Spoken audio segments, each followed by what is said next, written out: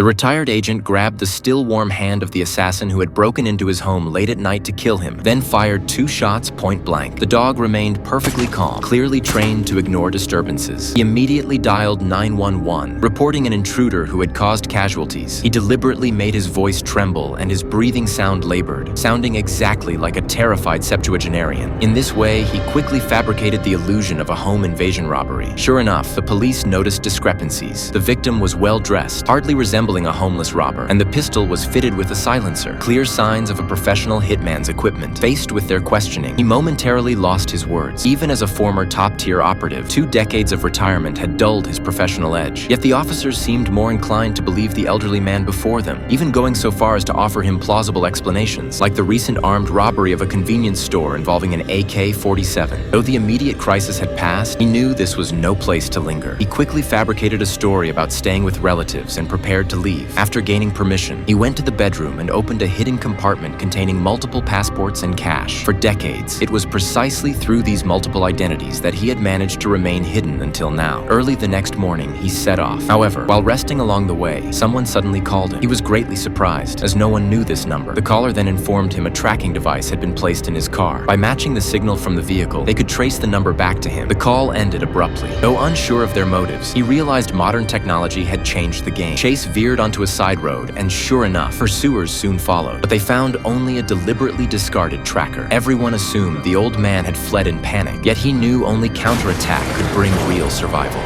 Already prepared, he swiftly exited the vehicle, opened the door, and released his Rottweiler to take down one opponent. The other pursuer vanished. He immediately concealed himself, straining to listen. As footsteps drew nearer, Chase sprang up, attempting to disarm the intruder. Exhaustion overtook him, and he was pinned to the ground, his arms tightly bound, yet he still had a backup plan. At a whistle, the long-hidden Rottweiler brothers lunged forward. The intruder reacted with lightning speed, yanking Chase back into the car. Just as the dogs lunged, the assailant slammed the door shut, trapping Chase's legs. Though his strength waned, his instincts remained sharp. He quietly fastened his seatbelt, then swiftly drew a dagger from his ankle and severed the restraints. Staring intently, he baited the assailant into releasing his grip. When the trap was sprung, Chase delivered a powerful kick, sending the vehicle careening sideways.